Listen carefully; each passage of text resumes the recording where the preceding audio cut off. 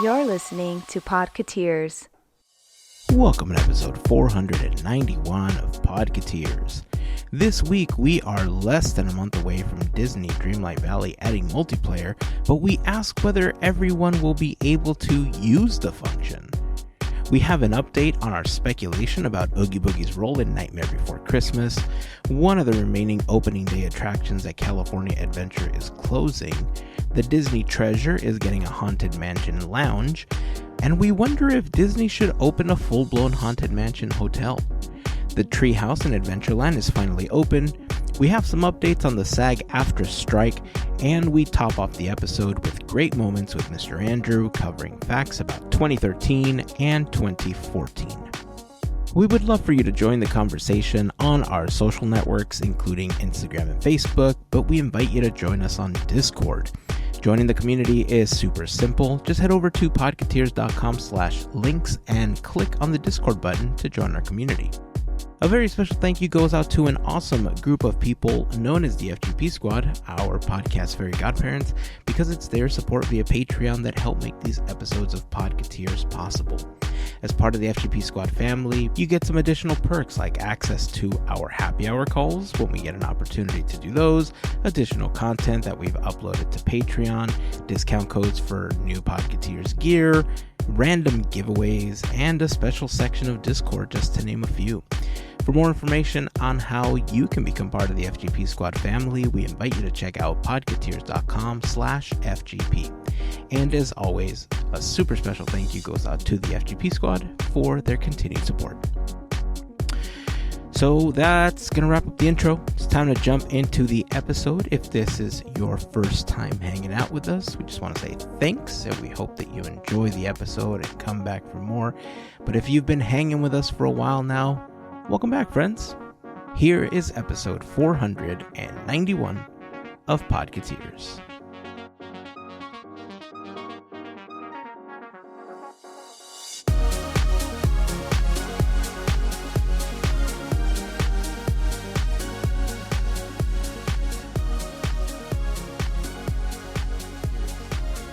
I'm gonna have to text Gavin on this one. Yeah. I'm curious. Now that you brought it up, now I'm curious to see what Gavin says. So hey, I've been preparing to play Dreamlight Valley. In December we got the update coming up. I've already started setting aside some money so that I can get the update because I want Eternity Isle. I'm convinced that I'm getting this thing, right? Yeah. I enjoy the game enough that I need this update.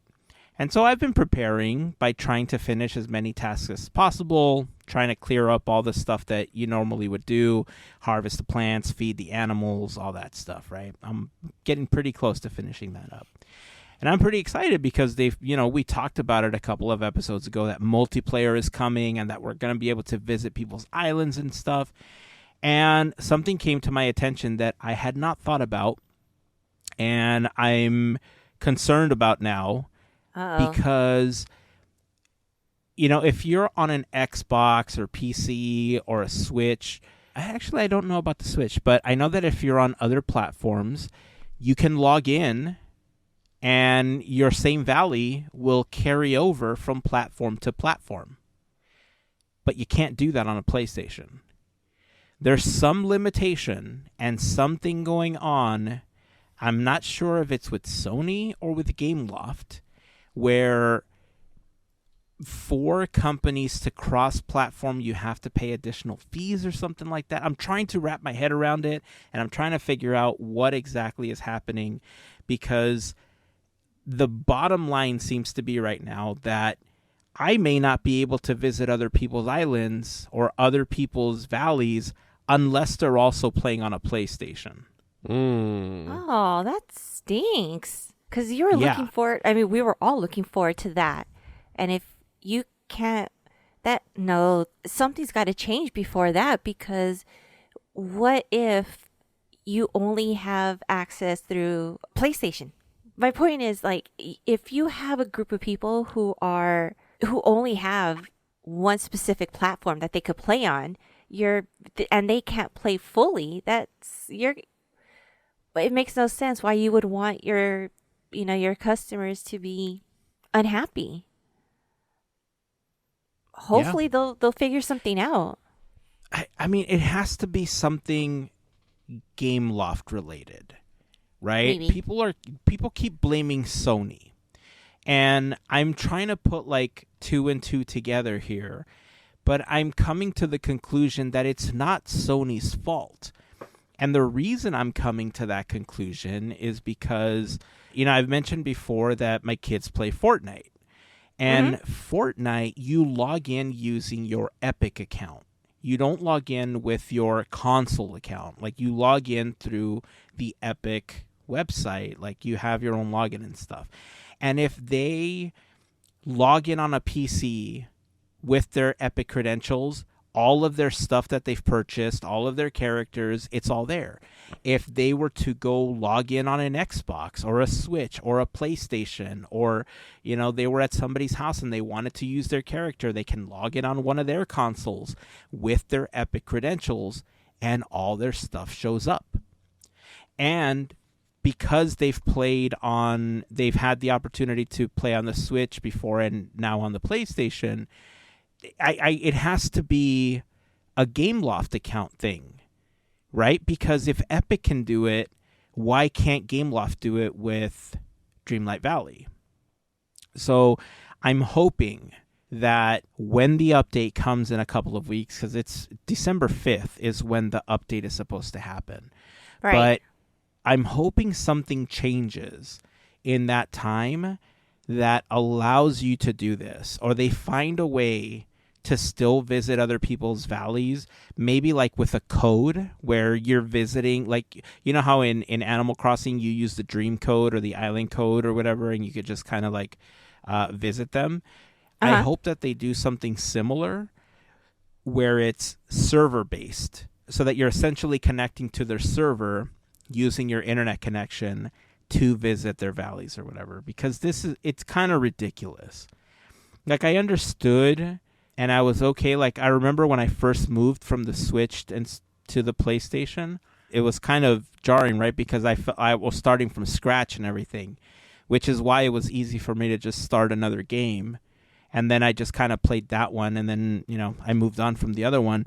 But I get the whole currency thing, the Moonstones, because each company has their own app store. But even then, I'm still confused, because if you buy V-Bucks, you're buying through Epic for Fortnite.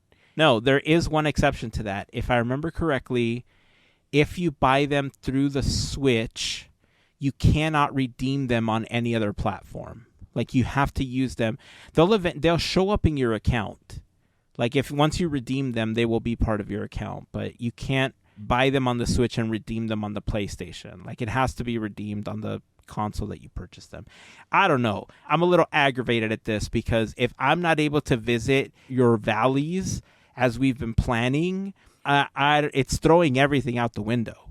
And I'm trying to figure out like how we're going to get around it, because I don't know. I'm sad more than anything. No, it makes me sad too. It's like, we want to play.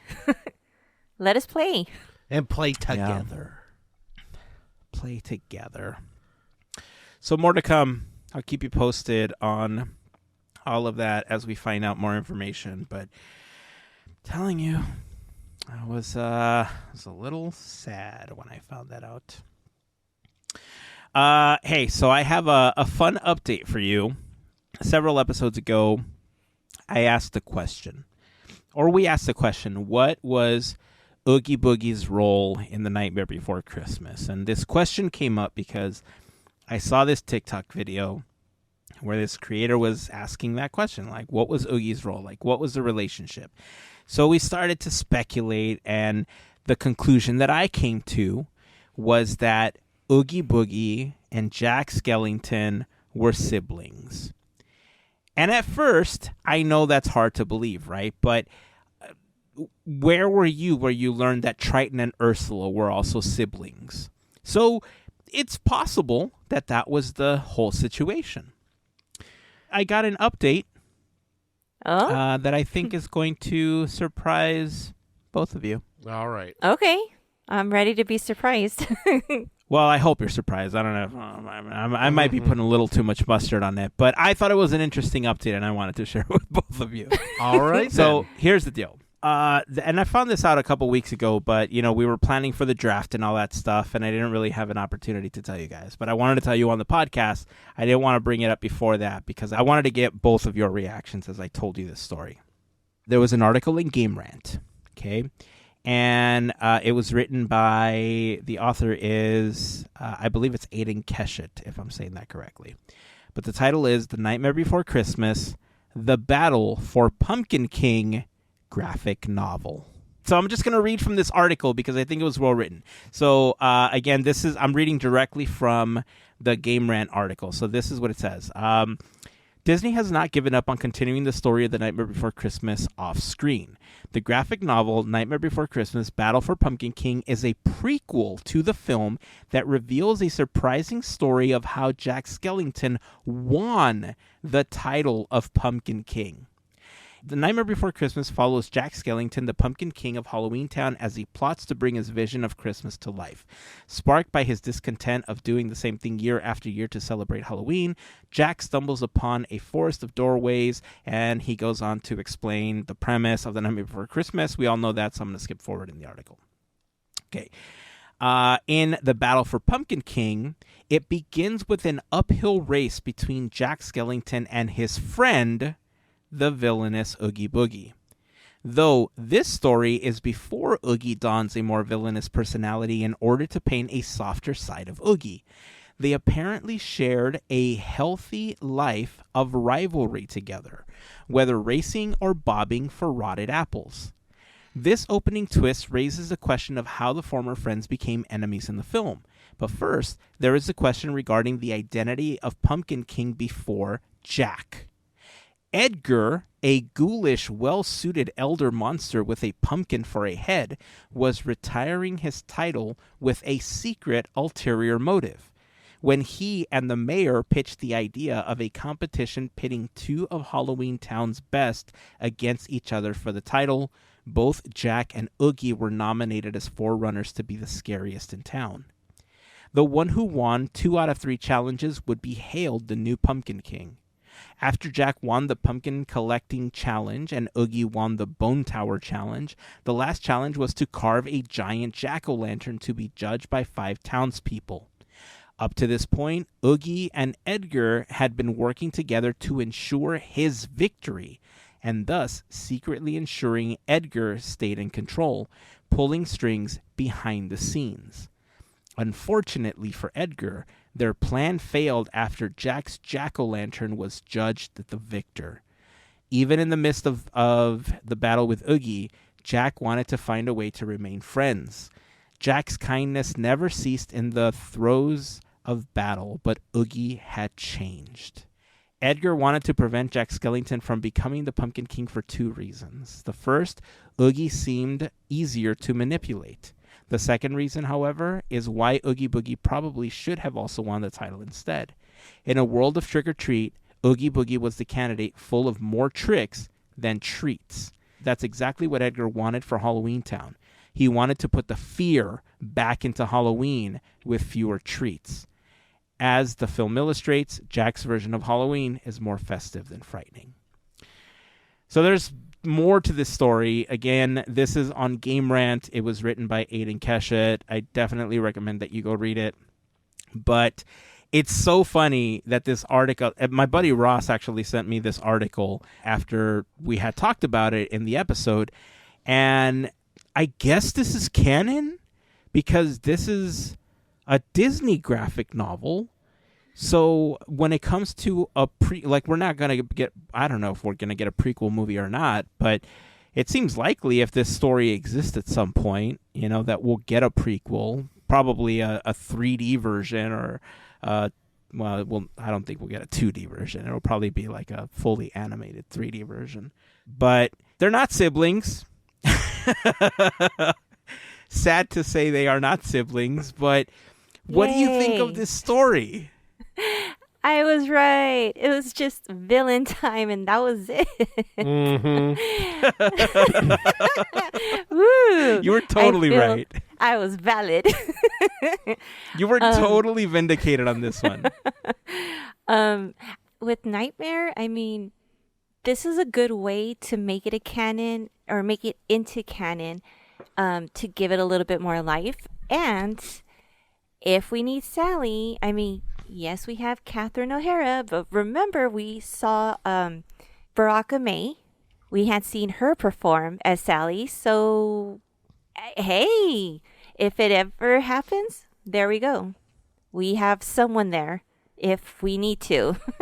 Yeah, the only problem I have with this is like, all right, the former Pumpkin King, he's got a pumpkin head. His name is Edgar. I mean, I know what they're going for, like Edgar Allan Poe or something, something. But yeah, I don't know. Edgar doesn't really strike fear into me. It reminds me of that it went viral or whatever this past Halloween. That Target decoration of the like jack-o'-lantern man, and he goes like, "I am not a jack-o'-lantern. My name is Lewis." Did you guys see that video? Yeah. Like, I am not a man. I am not a god. I am Lewis. It's like, yeah. Yes, Lewis, the very scary name. Edgar, a very scary name. But all the rest of it, yeah, sure, whatever. Have a competition to be Pumpkin King. Like, I guess it's... And also, like, he was like, he's retiring as Pumpkin King, but it sounds like it's a forced retirement if he wants to be in charge still. I don't know. We'll see. It's not my... I'm not going to read a book. Who do you think I am reading a book? No, go ahead. I got all excited because, okay, so the character we're hearing about, he's kind of like an instigator. So maybe this is a reach. Maybe. I don't know. I'm just going to throw it out there. So in Disney's Frankenweenie, there was a character by Edgar Gore. Edgar was the short little kid with the hunchback that was kind of like poking to get reactions from other kids and kind of playing the sides.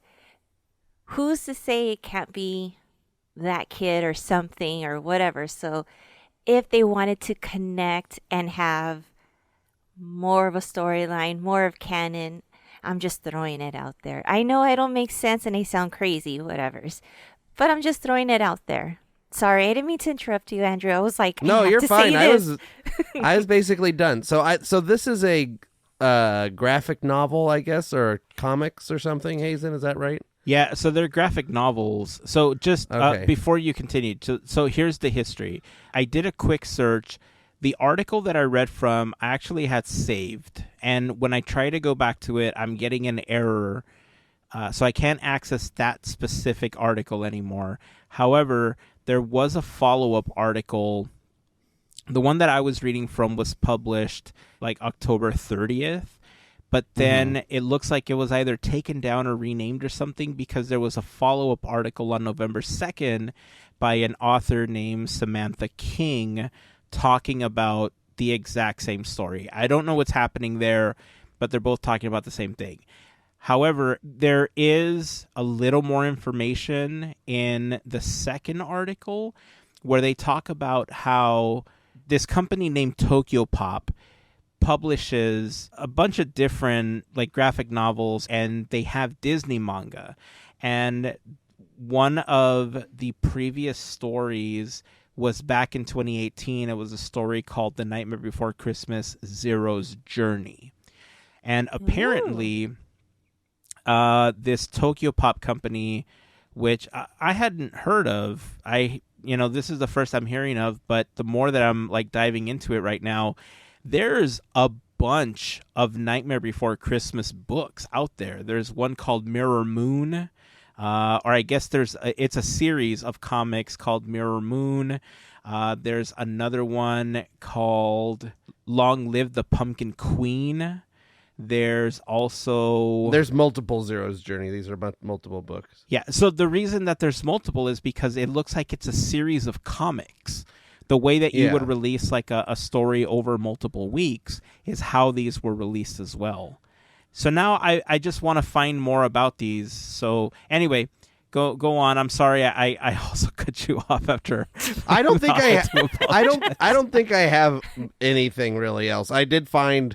I looked up Edgar on the Nightmare Before Christmas wiki or Wicca, the fandom page, and because I was like, why is he stepping down? He's being forced out. It says he doesn't wish to step down from his rule, believing that he's not old enough for it. When he is forced to transfer his role as Pumpkin King, so that's I guess somebody's forcing him to leave, causing all the ensuing turmoil. I guess I don't know.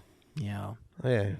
Well, now I feel like we have a whole new fandom to explore, or a whole new side of the fandom to explore. I can't find. So the reason I started searching for it now was because I was wondering if it was canon or if it was at least recognized by Disney, or just canon. like stories inspired by the Nightmare Before Christmas kind of thing. Because Star Wars kind of does this too, right? I know that Star Wars ultimately kind of has like all of the stories that they didn't make canon, they just called like the Legacy Collection or something like that. Yeah. And I don't know if this is the same thing where people are just writing these stories because they licensed the characters from Disney and it's just kind of like fan fiction gone to print, or if Disney will acknowledge this at some point and say, yeah, this is the official story that we're going to go with going forward. I'm going to guess it's the former of this is just a story that was licensed, because I'm looking through here and there's like Pirates of the Caribbean ones, and there's like a bunch of like Stitch ones and Descendants, Tangled, Tinkerbell, like Beauty and the Beast. Like there's tons and tons of like Disney princess mashup something or another. I don't know manga very well. That's what it looks like all this is I've plenty of friends that are were and are into manga, so it's not my cup of tea, but it looks like there's also ones based on the Tim Burton Alice in Wonderland films. Going through this list from Tokyo Pop. But yeah. I'm going to guess they're just, hey, you can use these characters to make a story if you want. Oh, yeah, look at that. Oh, they got some Gravity Falls stuff in here. Oh, no, this is from Amphibia. That's what I thought first. Then I said Amphibia. I was going to bring it up, but then I saw it wasn't. Ah, these are cool.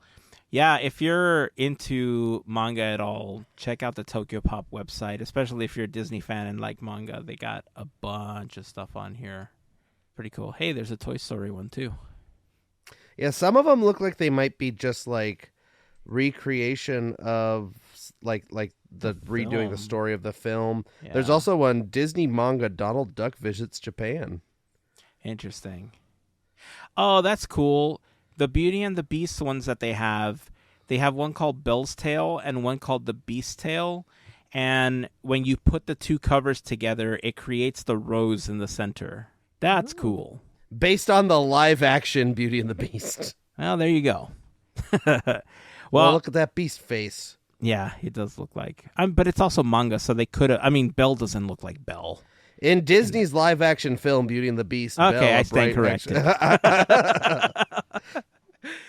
All right. Well, again, if you like manga, you like Disney, check out Tokyo Pop. It's a cool new little way to explore these fandoms if you're interested.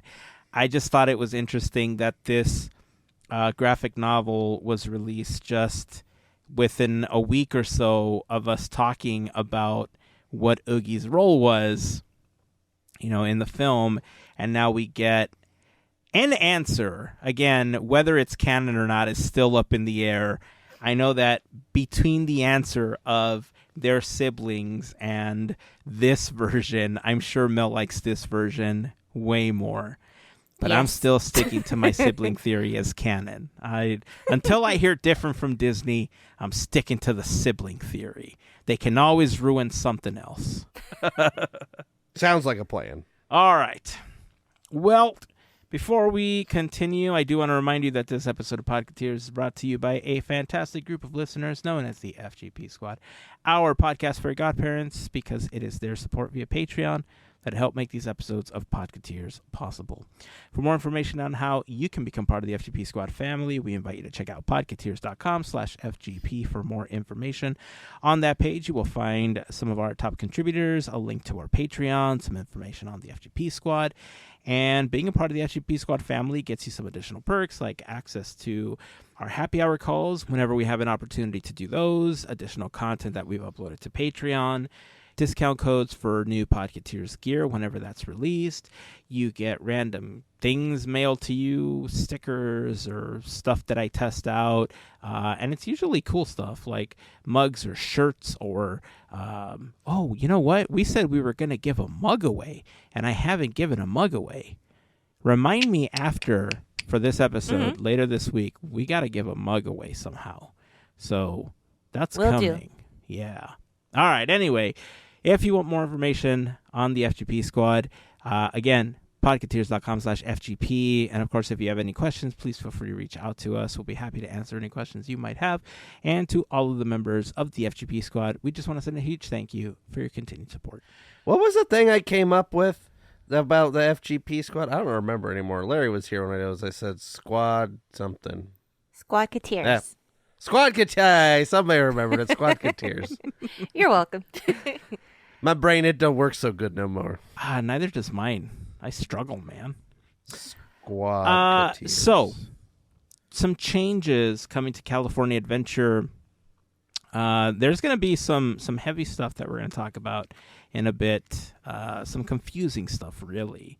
But the first that I wanted to talk about is the Beast Library inside the Animation Academy is closing at California Adventure. Andrew, do you want to talk about this?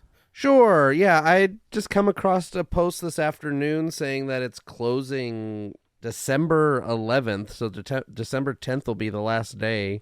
Disney Imagination Campus will be moving in there.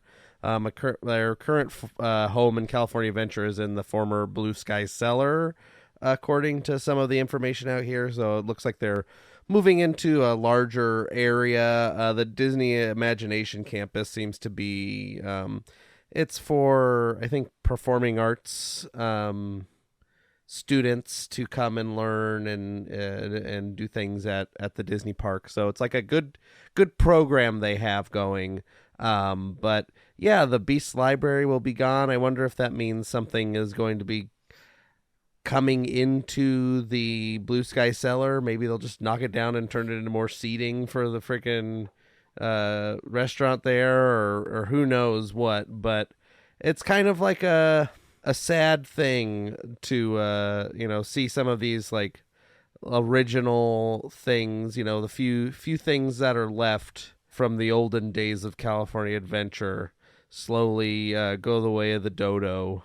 But yeah, I don't know. I mean, I can say, like, I don't really go in there. It's been a long time since I've been in there.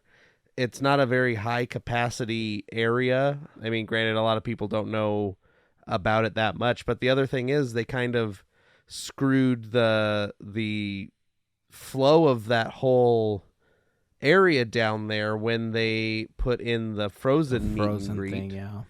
Because you used to be able to go down the ramp and then you'd go through the Sorcerer's Workshop into Beast's Library and then into the Ursula thing and then pop out. So you didn't have to backtrack yourself. Now, once they replace that with a meet and greet, they you just have to, you go in and then you go out the same way you came in. Mm-hmm. So it kind of ruined people's flow going in and out of that attraction in the first place. So it seems like, I don't know, the rest of that is probably going to follow suit. That I don't know if the Sorcerer's Workshop is long for this world. Yeah, so here's my understanding of what is happening with this. The Beast Library, they're getting rid of it to move the Blue Sky Cellar into that area. It isn't necessarily anything to teach I know that the Imagination Campus and stuff is like a nice program. It's a good program to teach and stuff like that. But from my understanding of this, it is that they are moving the Blue Sky Cellar into this location so that you can see upcoming projects and stuff like that. And in the building that currently houses the Blue Sky Cellar, it is going to be a Disney Vacation Club thing to sell you Disney Vacation Club. Gotcha. See, the thing I read, the one that I sent over, it says, Beast Library will no longer be available to guests starting December 11th, and Disney Imagination Campus will begin instruction in this space on December 15th, as Disney announces more details on the new Disney Vacation Club Welcome Home Center. Okay. So, yeah, I don't know. It could just be they don't have anything, like the Blue Sky Cellar hasn't had anything in it since what, Cars Land was done, basically. Pretty much. Yeah. During some of the Oogie Boogie Bashes, you could pick up your badges and stuff there at one point. There was some, like, I think they've opened that room as like a magic key thing at one point. There's a couple different weird things that they've used that building for, so it's not like it's been used much in the future, or in the time since the Cars Land has opened and stuff. So I don't know. It seems, who knows? I don't know. This Imagination Campus, what I thought the Imagination Campus was a lot of stuff in backstage buildings and stuff. They have these huge rehearsal halls and all this stuff backstage that I thought was part of this Imagination Campus. Maybe they're just outgrowing those things and they need more space, and they say, well, only like 20 people an hour come in here, so this is a good space to take. But yeah, I mean, then again, there's a freaking whole stage. What is it? What's the stage 14 or whatever? Yeah. The one where all the restaurants were. I mean, who knows? They're probably using that too. The Flynn's thing. They need to gets me into a bigger conversation of they need to develop more of those things. But anyway. Right. So, I mean, I don't know. I hope that what you are reading is correct, that there's actually going to be some kind of instructional value. But even then, unless they're going to move the Frozen thing, it's hard for me to imagine them using the space for any type of instructional thing because of what you said when it comes to flow, right? It doesn't, just because they're removing the Beast Library and they're putting some instructional thing in there isn't going to make flow any better unless they get rid of something else or they expand another piece of that building. So that's what's a little confusing about this. Like the Beast Library, yeah, there wasn't a lot going on, but it's an opening day attraction for DCA, and there isn't a lot of that left, you know? So for them to get rid of that, I mean, it wasn't hurting anybody, right? Like, yeah. Right. Like, why get rid of it? It's one of the like nicer, chill places you can go. It was great when it was hot and you could just be in there for a little bit of AC and just enjoy the Beast Library. There's some magical moments in there. If you're a Beauty and the Beast fan, it was amazing being in there. If you weren't a Beauty and the Beast fan, it was amazing being in there. So It was fun. Yeah. it was fun. So I don't know. It seems like a really weird decision because, again, unless they're going to knock down other stuff, I don't see them using it for any type of instructional anything other than move the Blue Sky Cellar stuff in there. Well, so the Disney Imagination Campus is not something that's just for the general public. Like, it's not for a Disney Parks guest to partake in. So this room is just going to be closed to the public. I looked up the Disney Imagination Campus, and the first thing that came up is, it's like, connect with us. Please complete this form below, and a Disney representative will contact you to help you plan a Disney Imagination Campus trip for your student group of 10 or more. Also, we invite you to sign up for our newsletter, blah, blah, blah, blah, blah. So it's like a performing, it's like school program like things that they bring you to the park. So it looks like they're going to use this for like a small meeting room or something. I don't know. They just like take the chairs out that they have in there and put some benches and tables. I don't know what they're going to do, but it's going to be whatever it ends up being. It's going to be not accessible to the public in the general park population, I guess. That's what I'm reading into it anyway, which is sad. Either way, It is. the Blue Sky Cellar building, like you said, there hasn't been really any new announcements, and there hasn't been anything. I mean, there isn't anything that would have fit in that building anyway, right? Because if you think back to D23, the models of Toontown or Galaxy's Edge or anything for the new lands that we've seen are massive. It's not these tiny models of things that they had of like Paradise Pier, for instance, or Pixar Pier when it was going to go through the reconstruction. So if they use one of the stages in the back that's currently empty or that they emptied out from the merch as the new Blue Sky Cellar, and they use the Blue Sky Cellar for these workshops that are meant to be for like 10 people, you could only get like 20 people inside of the Blue Sky Cellar. It would have been perfect for something like that. Like, why destroy the Beast Library? This is my guess is what's happening from what I'm gaining from these like 8 sentences I've read. I think the Blue Sky Cellar has been being used for these meetings because they have those benches and a TV screen and all that stuff in there. I think because Disney Vacation Club is wanting this welcome home center that the Disney Imagination Campus is getting kicked out of the Blue Sky Cellar building. Like, we don't know they're in there because it's not a public a public thing. So they're getting kicked out of being able to use that. And so they go, well, where's another space that we can use that's being underutilized? Okay, here's Beast Library or whatever. That's my read on the whole situation is Disney Vacation Club is kicking the Imagination deal out. So they're finding a new home in the animation building. So Disney, I don't know why you're not taking, again, I'm going to bring it up. This may be just Gavin's episode. Why don't they take his idea of a coffee shop in there overlooking Cars Land? You want to make more money? There you go. I mean, they want to make more money, obviously. So take the idea and run. We have it. It's all there. It's in an episode. They could listen to it. Just saying. Well, what's probably going to happen is that's exactly going to be what the Welcome Center is, but it's only going to be for Disney Vacation Club members. Yeah, they'll definitely be making money. Yeah. And it won't be a coffee cup at a time. It's going to be fist loads at a time. Oh, man. Well, I have to admit, I was a little sad when you sent us this text message that it was going away. I'll be honest, I haven't visited in some time, but then again, I haven't visited the resort in some time, to also be fair.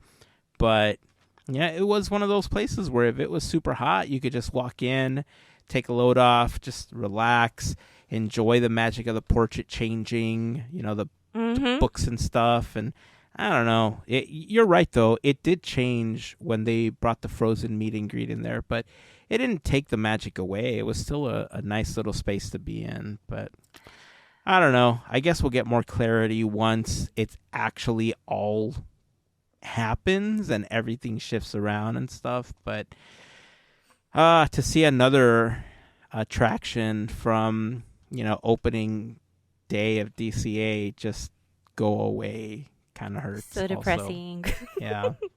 It is. Anyway, let's move on to something happier, because also this was also in our text chain, and this happened a couple weeks ago. We just hadn't had an opportunity to talk about it, but the Disney Treasure is getting a Haunted Mansion lounge, and I saw this video. Somebody talk about it, because I'm just going to start squealing like a 5-year-old. Yeah, it's very cool. They say lounge. It's a bar.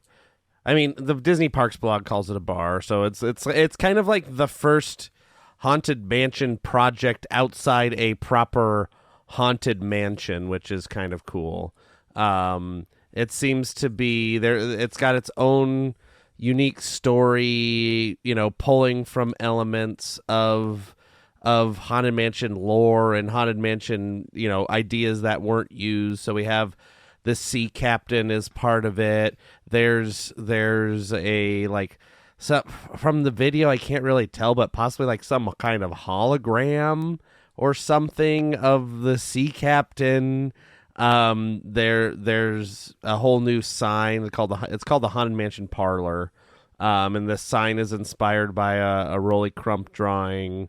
So there's going to be Haunted Mansion themed cocktails. There's going to be Haunted Mansion inspired merch that you can get in the on the cruise ship only. So yeah, it looks pretty stinking cool, and I have a feeling that this place is going to be, they show this artwork and it's like, oh, it looks all nice and cozy and all this stuff, and it's just going to be packed with people. It's going to be packed. Maybe not. Oh, yeah. I mean, it's going to it'll be be packed. packed. Oh yeah, It's going to be packed. It's Haunted I mean, Mansion. I would have thought, but I would have thought it would have been like reservations because you want to bring hype to it. That's what I would have thought. Like it would have been it's that still one good, ticket. yeah. Or I should say, it's going to be full. Every seat's going to be full. Oh yeah, Even if for it's sure. reserved, it's going to be full. So, Heyzen, this is where I feel you on not wanting to fly. I am deathly scared to go on a cruise ship because of the water situation. I am scared. So, I will never experience this, and it makes me so sad. So, I get you. Yeah. So They should do It a cruise hurts. where it doesn't go anywhere. It You just- I just would, go I on would the be cruise okay ship. with that. It's just a hotel. Like the Queen Mary, do it. if the Queen Mary. Okay, so let me ask you this. So we saw the Galactic Star Cruiser fail, right? And we could sit here and speculate, and I'm sure Disney's never going to give us a direct answer as to why it failed. I'm sure that there's a lot of cast members out there that may have a little more insight as to why it did, but who knows how much they're willing to say or when they'll be able to say it or anything like that, right? The point is, the Galactic Star Cruiser failed. Do you think that if instead of a Galactic Star Cruiser hotel, and now I'm going to tie it in. So we haven't been able to talk about films in the last, for the last multiple amount of months. We haven't been able to talk about TV or anything because we were standing with the actors and the writers during their strikes. The strikes are over, and we're going to get into that a little bit more in a moment. But for the intent and purpose of this conversation, I am going to use the fact that the strike has been called over to say the following. In the Haunted Mansion movie, the latest one that was released this year, there is a lot of things that are solidified as possibly canon now in the Haunted Mansion, according to the lore that we understood, that we speculated, and there are now a lot of things in that story that give each mansion a purpose. The mansion here in New Orleans Square at Disneyland proper, and also the mansion that is at Disney World. Each one now has a story kind of tied to it that you can clearly understand where they go with certain characters. I may not agree with some of those decisions, but hey, it makes for a good story. Right? And so with that said, I have to say I thoroughly enjoyed the film. As a Haunted Mansion fan, there were plenty of things in there, that made me happy to see. And this is going to warrant a full conversation later. It's something that we haven't been able to do. We wanted to do it on Discord, but we were waiting for a couple people on the team to watch it who weren't able to watch it until recently. And so we never got an opportunity to see it. Needless to say, that conversation is coming. So if we were to have a property, a building like the Galactic Star Cruiser, and it was rethemed to Haunted Mansion with all of the elements that we've learned in the film that incorporates things from both mansions, do you think it would have been much more successful to have a property like the Haunted Mansion than the story they were trying to tell on the Galactic Star Cruiser? Oh, yeah. Absolutely. I think generally people are more familiar with Haunted Mansion. I don't know too much about Star Wars and all the canon, everything. I don't. So I was kind of thrown off by it, and I think that's why I was kind of like, besides the price, that's obvious, but it wasn't grabbing my attention. So if they had something with Haunted Mansion, where's my credit card? We will go. Yeah. Road trip. We would go. That is something I wish they could do, like that. Or if we were, okay, no. I'm gonna go off on like what ifs and all this stuff and get excited for nothing. But since we're talking about this Tower of Terror hotel, just to live in that, or not live in it, but visit it and go inside and stay inside, that'd be awesome too. What if they did half and half? I don't care. I'll still go. I mean, there's just so much that you could pull from that, from both of them, really. Yeah. I think that they might have just not had a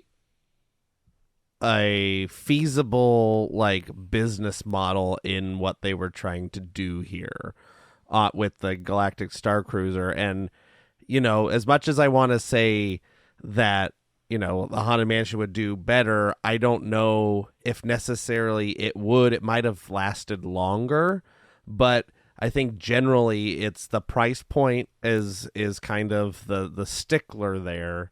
I mean, if you think about it, like the newer Star Wars movies, like what is it? The Force Awakens made like was the highest grossing film of all time at one point, or the second, or whatever it was. Like the people should know what it is, but the thing is, do people care about it or want to live in that universe?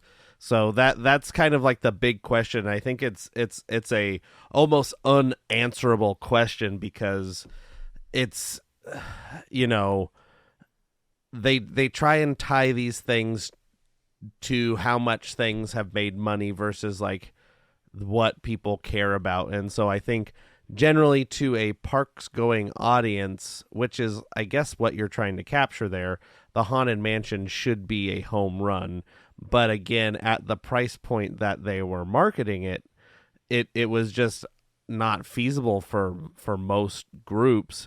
And I have a feeling that just because of the scale and the how many people they had to pay to do it, employees and actors and all this stuff, that it was just, I think, too big of a scale and was just destined to fail. Now, if they took like a different approach and just had Haunted Mansion Hotel or whatever, then I think that would be, booked out forever, where it has a Haunted Mansion bar and restaurant inside, and maybe like a Haunted Mansion escape room, or a Haunted Mansion something like in this hotel, like all the amenities of a general hotel, but it looks like a creepy old hotel and blah, blah, blah, blah, blah. Probably would have gone a little like, it would have been more feasible, because it's still just like functioning hotel, as opposed to like we're trying to do this fully interactive theater experience for 1,200 people over 2 days and all this stuff. It's I think it's a bigger question. I know I got really deep in on the weeds on this. I should have just said yeah, but that there's my full long answer. Well, you actually touched on a lot of things that I kind of felt, right? Because I think you're right. I think the biggest reason it failed, I think, was because of the price point, because it was really pricey for just a couple of days at a time. If it was just a hotel and you charge $1,000 a night, I know that people are going to say, well, that's ridiculous. Who would pay $1,000 a night? Yo, it's $894 for one night at the Grand Californian. So people are already paying those prices.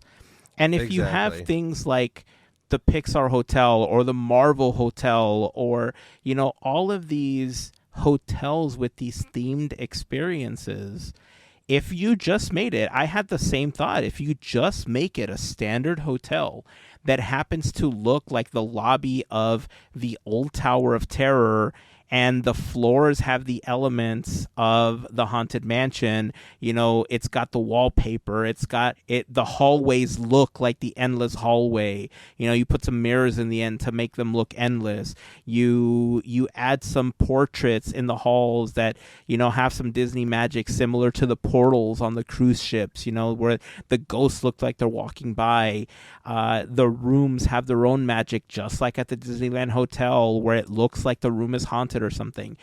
I truly believe that it would go beyond the experience of a Haunted Mansion fan and would just attract people that are into spooky things. That love that haunted culture, that love things like Halloween Horror Nights, but want to do something that, maybe they have children that don't like Halloween Horror Nights or, the thing at Knott's, but they'd be more than willing to do like a Haunted Mansion hotel situation. As far as all the other experiences, having this type of bar that they're adding to the treasure inside of this hotel would be amazing. It could be a whole restaurant that looks like the ballroom. You have a ghost like Victor Geis playing music at the end of, the room or something. And they can use the same technology that they have for the Beast in Tokyo, like that, the spinning hologram thing that they have to make it look like a ghost is playing the organ. There's so many things that they can do, right? On top of that, if you treat it like a full-blown hotel like you would in Vegas, I mean, think of like the hotels like the Luxor that have an in-property theater where they have a stage show that just belongs to the hotel. They could put together a whole Haunted Mansion show and just let it play in the hotel. Treat it like a Vegas hotel is what I'm saying. Forget about the whole theming and experience that they were trying to sell you on with the Galactic Star Cruiser, and just make it a themed hotel with a spa and a theater and a restaurant and a bar and all these experiences, but make them all Haunted Mansion-y. Make them all in this nice Victorian looking, parlor, these rooms that look lavish but have all these haunted elements to it. That hotel would kill, dude. Like, I'm using the term loosely, but like it would be so popular, and it would just crush the Galactic Star Cruiser. Yep. Yeah, definitely. And it's that thing that, I think this was something that like on paper is a great idea, the Galactic Star Cruiser. It's like, yes, this is an immersive experience. It expands our story of Galaxy's Edge, and it does all this stuff, and it ties right in, and people that are they're gonna want to do that and then do this and da.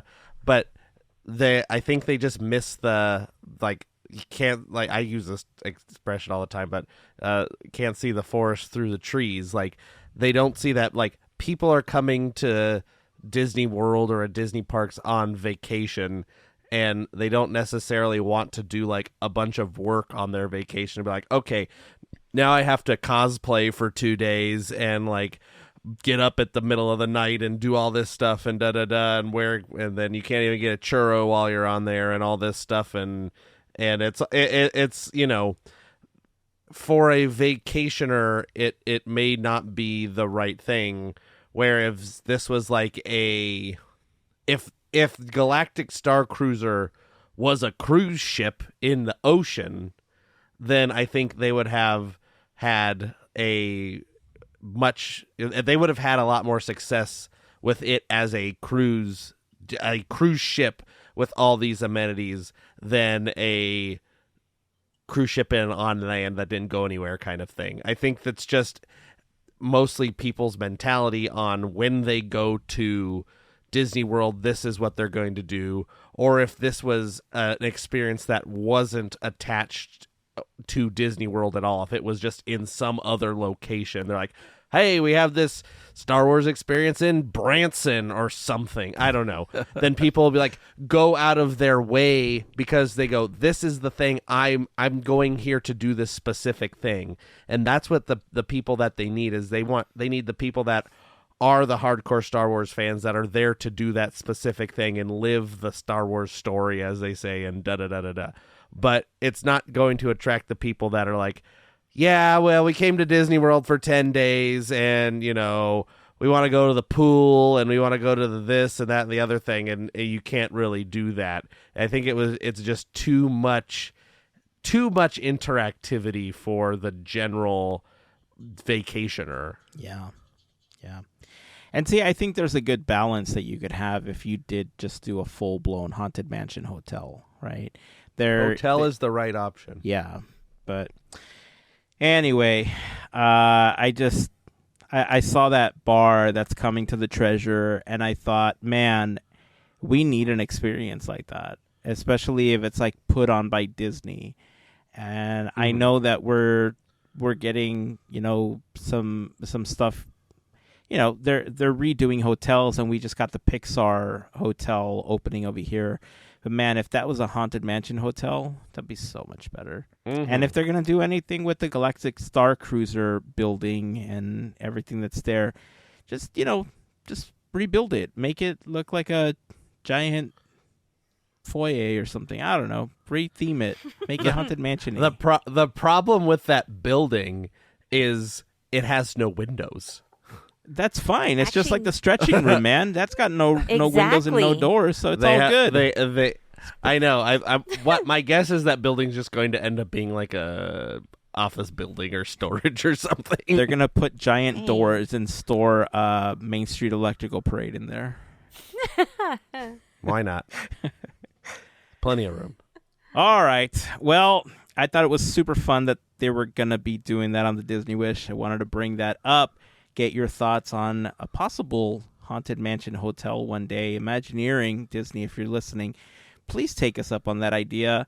You don't even have to break us off any. Just give us a couple nights and, let us enjoy the hotel once it's built. But it's called like the Haunted Mansion Hotel, inspired by the attraction at Disneyland, inspired by an idea by the Podketeers. Episode 91 of Podketeers. 491 of Podketeers. Exactly. We'll be on a plaque right outside. That's the really long title. Like that new treehouse is like long title. Yeah. What's the new treehouse? Because that's going to be opening soon, right? What is the official title? It's open already. Oh, it is open. For 3 days ago. Yeah, it's the Adventureland Treehouse, inspired by Walt Disney's Swiss Family Robinson. Nice. And at any point, did they decide that they wanted to hide any SEA Easter eggs, or what do we know about the treehouse so far in the reopening? So, I've skimmed through some things, and it looks like the characters are like mom, dad, brother, sister, from what I can tell. And it looks like the sister has sent off for a SEA membership kit. So they did include it? Yeah, so she's not like she's requesting membership to the SEA. So that there's like a welcome package or kind of thing in there. There's a couple little things. Oh, from what I saw. I have to do a deeper dive, but I did see some stuff like that. Oh my damn. I just threw that out there because I thought, okay, we're getting another like Swiss Family Robinson thing, and I wanted them to include some SEA thing. So I just threw it out there thinking like you were going to say, no, it's just Swiss Family Robinson or it's Tarzan again. I didn't know they did that. That's amazing. Well, we knew something was coming because in the artwork there was like an SEA logo, there was. like there's kind of hidden in there or whatever. But yeah, so it looks like that's what it is.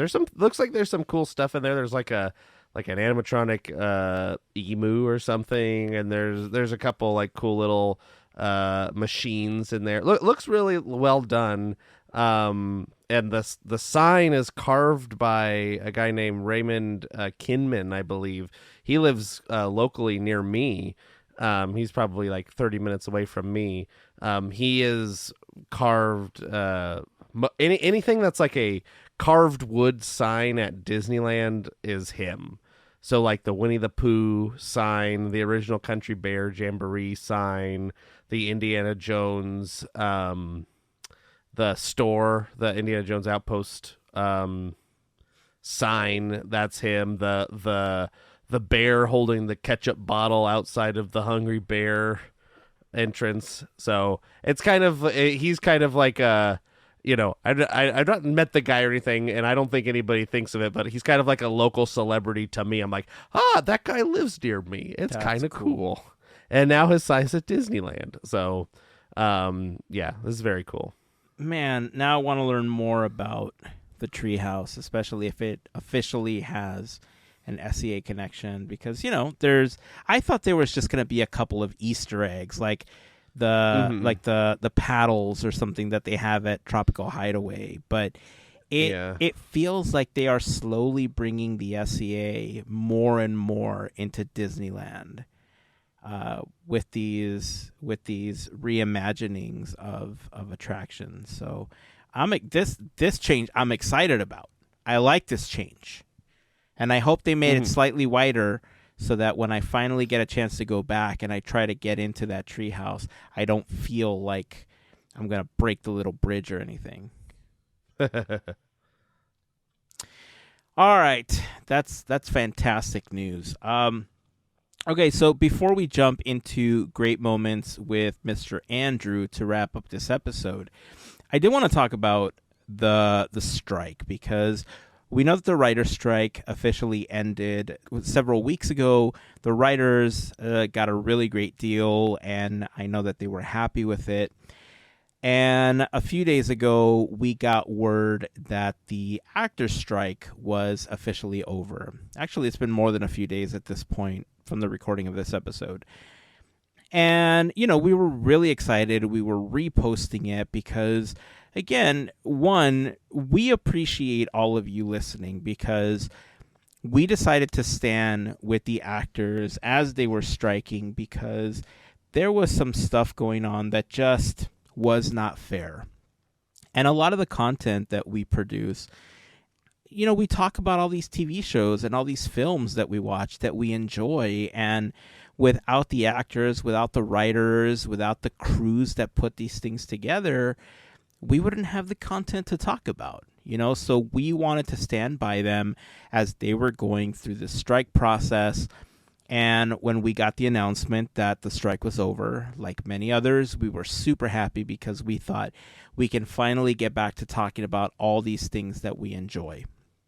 While the strike is over, I know we talked about this with the writer's strike, there is a process in which the deal goes out to all of the members in the union. Everybody reads it through. I think it's a 17-page document that's currently available on the SAG website if you want to go read it. And then they all vote on it. And if it passes the vote, then it gets ratified and it becomes a new contract for whatever the terms of the deal are, whatever the time frame is. In this case, it was supposed to be a new 3-year deal that they were signing. However, this got a little complicated, because that there was a lot of back and forth going with the AMPTP, with the studios, essentially, about what they wanted. They wanted to make sure that they had coverage for AI. And while it's a lot more complicated than I can get into, and really more than I can understand, because I'm still trying to wrap my head around everything that was announced that's part of that deal. Again, it's like 17 pages, and there's a lot of legal terms in there that I don't fully understand, and I'm not going to sit here and pretend that I do. But here's what I feel like I understand about this deal. Essentially, what's happening is that there is super vague language in there about what is considered an actor. I think for the writers, they specifically have the term human writer or human, person or something creating, so that it wasn't AI writing for them. And the actors wanted similar language in there because we know that one of the things that they were fighting for was that the studios wanted to scan their likeness, use AI versions of them in projects so that they didn't have to pay the actors. They were going to own their images in perpetuity, and they could use them whenever they wanted for whatever projects they wanted. This new deal has super vague language that insinuates that the studios can use generative AI for actors, and they have the right to ask them to get scans prior to the project. And if they refuse to get the scans done, then they may not get the job to begin with. But then if they get the scans, the studios would sit down and discuss, according to the language that I understand, and from what I'm kind of hearing about this, is that the studios are supposed to sit down and have discussions about what they can and can't use, but they can still use it in this new deal. That's what it comes down to. So instead of having full-blown protections against it, it's super vague so that they can use it anyway. Now, here's the kicker. From what I understand, if the actors vote no on this new contract, which apparently a lot of people didn't understand, and just they heard people say it's a really good deal, we're getting everything we want, but they're not getting everything that they wanted. If, from what I understand, if they refuse to vote yes on this and they say no, they essentially go back to the old contract that they were working under. Because the strike is over, they've officially called an end to the strike. They go back to their old work terms under their old contract, and they can't go back to the renegotiation table. That's it. So they either sign this new contract, which doesn't have all of the protections or close to the protections that they were searching for to begin with, but they also can't go back to the negotiation table if they say no. And so to be honest, I'm still trying to understand all of it and wrap my head around it. I know that the strike is over, but I'm not sure if it's right to talk about that stuff just yet until we know what's going to happen. Because the whole point of the strike was to make sure that the actors and the people involved in these projects were getting paid well, that they were getting paid what they were due. And it doesn't seem like that's going to happen at this point, unless you're like an A-list celebrity. Like if you're like an A-list celebrity, it looks like you're going to get pretty much everything that you want. But the ones living paycheck to paycheck, we talked about this several episodes ago, that or when the strike first started, that there's a lot of actors that are living paycheck to paycheck because their royalty checks are ridiculous, right? Especially with streaming. Right. And if none of that was solved, then I don't know where that puts us. I know that the initial thing is the strike is over. We could talk about whatever we want again. But it's a really weird place to be in when you know that something like that is over and you're almost back where you started is what it feels like. So I'm still trying to wrap my head around all of this. I think given that the strike is over, we might be a little bit more lenient and talk more about that stuff. Like I said, we do want to talk about the Haunted Mansion movie. It's a project that, we were waiting for a really long time, and we didn't get a chance to talk about it when it was released. So trust me, there's plenty of things that we want to talk about. We have a list of all the things that we want to talk about that we didn't get a chance to. There's that. There's Loki. At this point, I don't think any of us has seen it, but The Marvels was just released. So trust me, there's plenty of projects out there that we can talk about.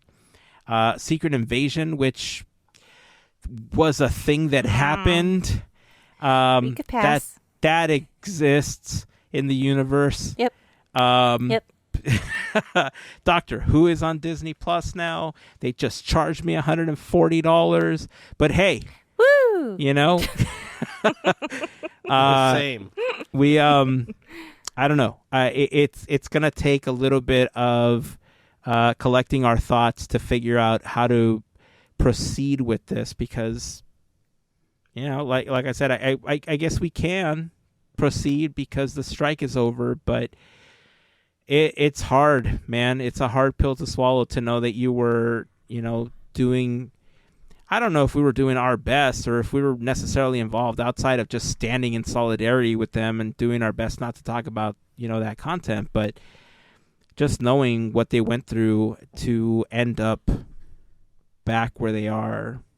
We'll have more updates as we hear them. I know that they're in the process of trying to ratify it. They're going to be voting on it by the end of the week or something. So more to come. But regardless of where all of this ends up, I do want to say thank you again to everybody, because when we decided to pivot and essentially just drop our regular content and figure out how to work around it, you stuck by us, and we truly appreciate you sticking by us and joining this fight with us. And again, I guess we'll get more information once the contract is either declined or signed, but from what I can tell, it's not favorable, for all the people singing the praises of this new contract. If there's anybody out in the union that can leave a message or, something that can clarify it, again, there's so much in that contract, or the 17 pages worth, that I just don't understand, that it makes it hard for me to give you an accurate description of what's going to be involved. But stay tuned. More to come on that. So, all right. I think it's time to start wrapping up the episode. Andrew, are you ready with some more great moments for us celebrating Disney's 100 Years of Wonder? I think I am. All right. So then, without further ado, here is the great Mr. Andrew with great moments with Mr. Andrew. That's right. It's the years 2013 and 2014. I have included some film and TV stuff back into this. It's a lot more work that I forgot that there's a lot more stuff. So I just, releases and things like that. So we will start in 2013. Films released in 2013. We have March 8th, Oz the Great and Powerful. May 3rd, Iron Man 3. June 21st, Monsters University. July 3rd, The Lone Ranger. August 9th, Planes. October 18th, The Fifth Estate. November 8th, Thor the Dark World. November 22nd, Delivery Man. November 27th, Frozen, and December 20th, Saving Mr. Banks. Shorts released that year were January 8th, Captain Sparky versus the Flying Saucers. June 21st, The Blue Umbrella. August 9th, Croissant de Triomphe. And November 27th, Get a Horse. And in the Oscars that year, Disney won 4 Oscars. Best Animated Feature for Brave, Best Production Design and Best Actor for the film Lincoln, and Best Animated Short for the film Paperman.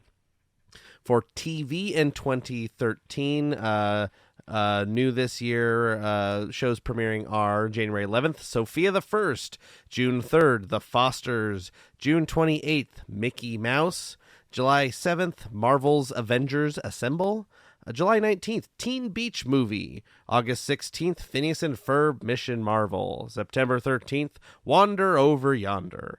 September 15th, Liv and Maddie. September 24th, Agents of S.H.I.E.L.D.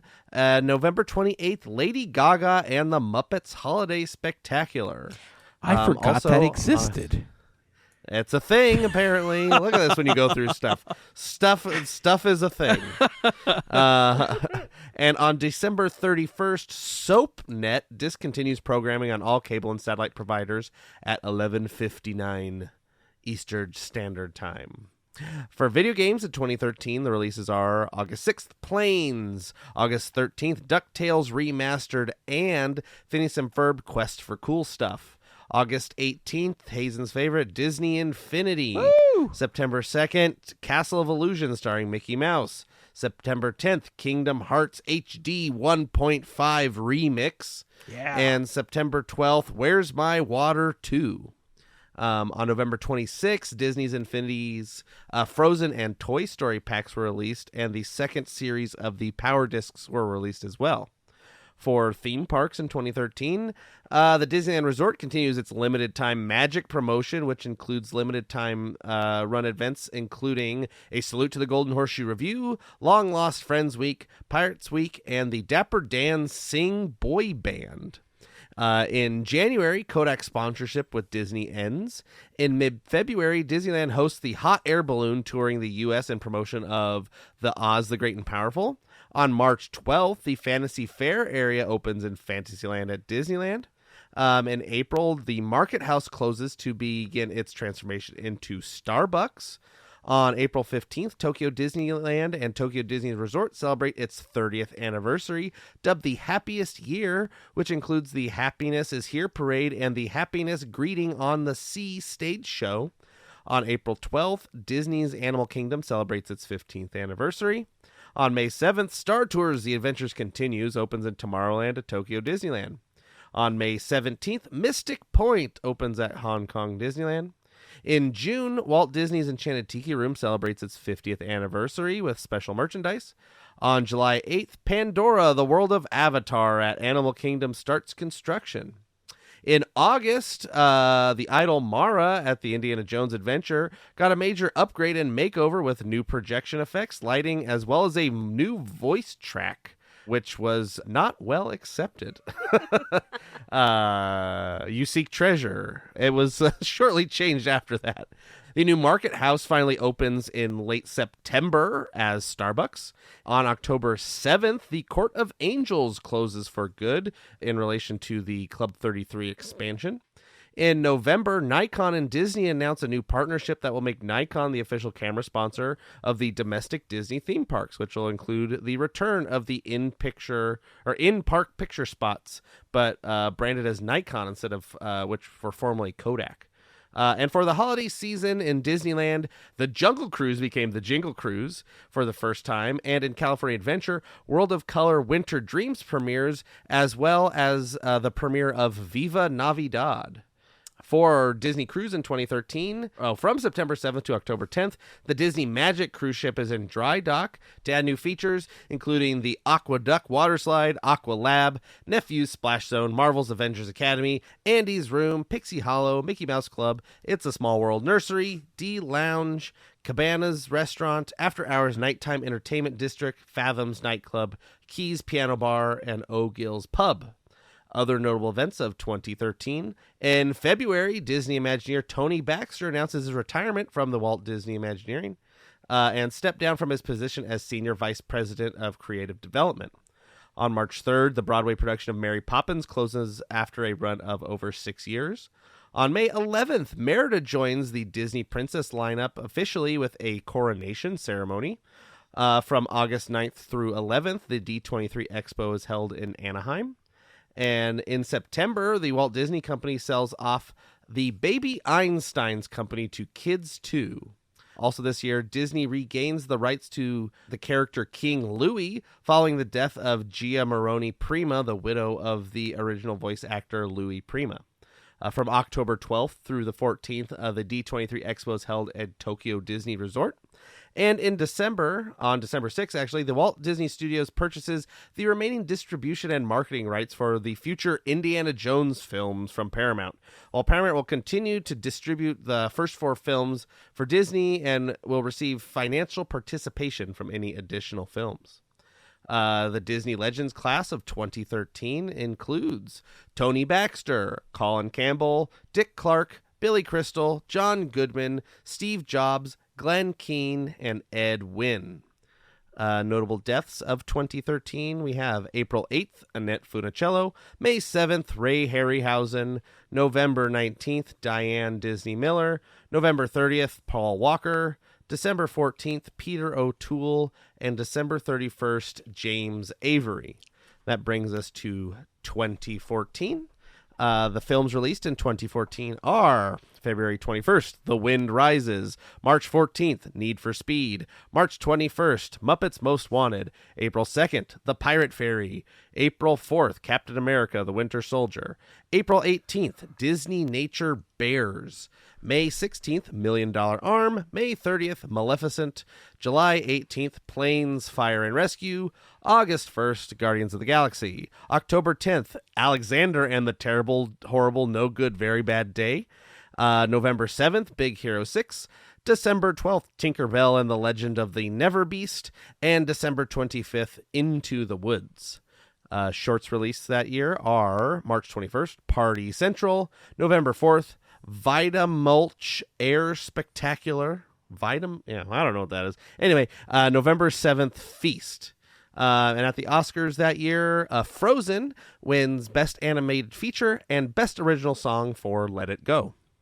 For TV in 2014, new this year, premieres are January 17th, Cloud 9 and I Didn't Do It.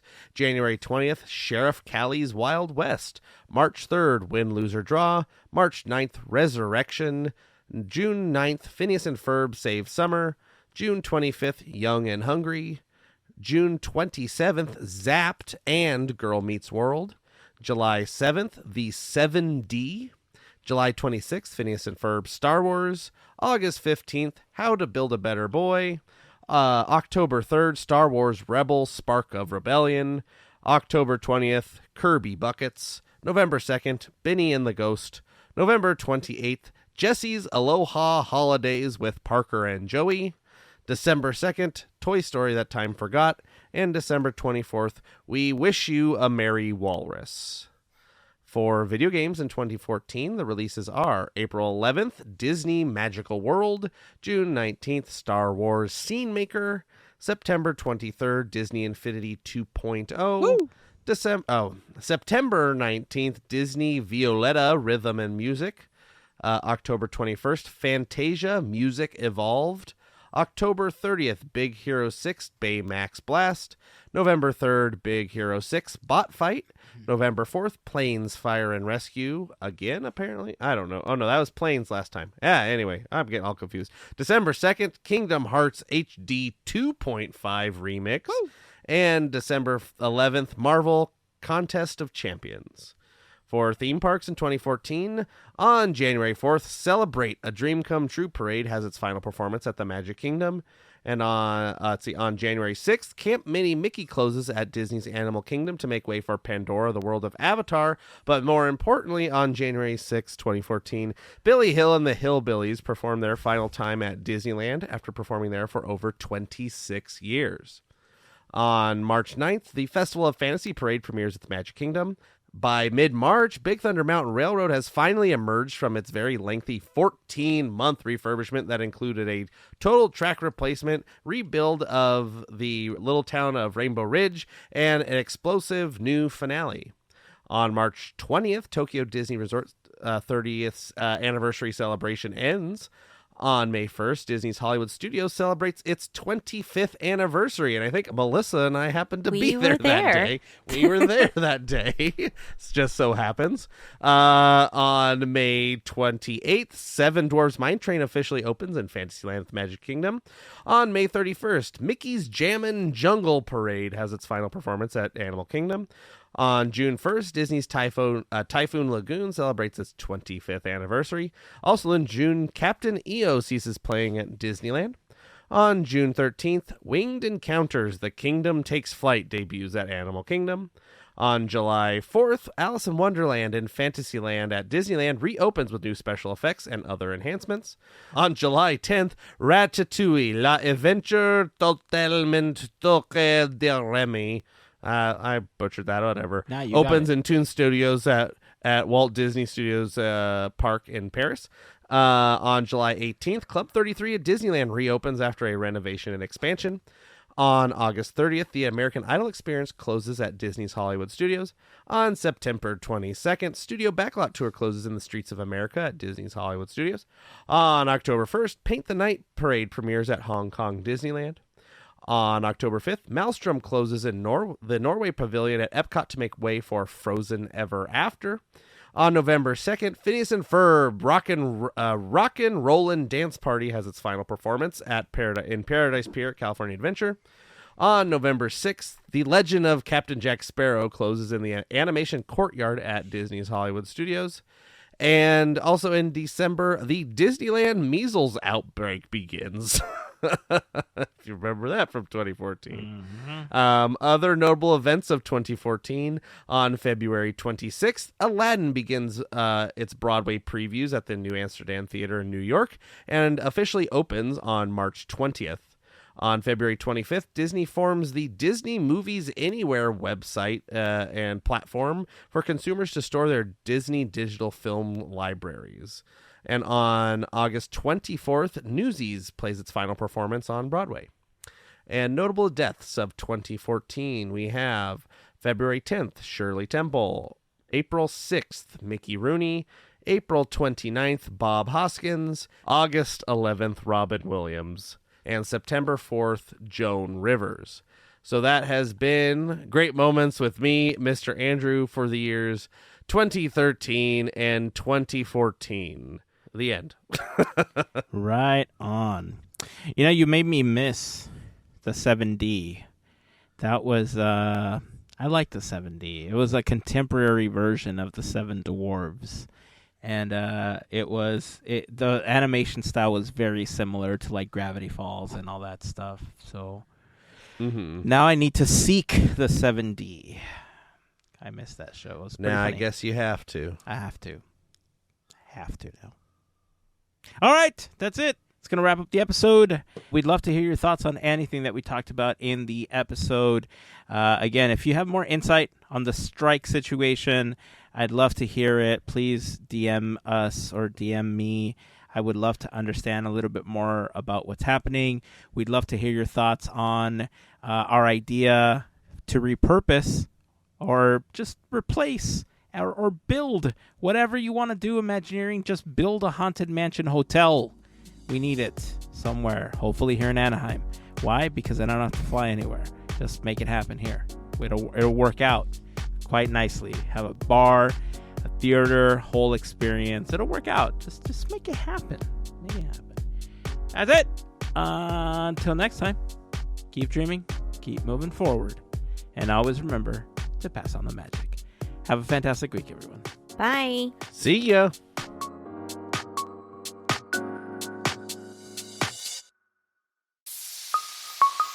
Part of the Podketeers Network.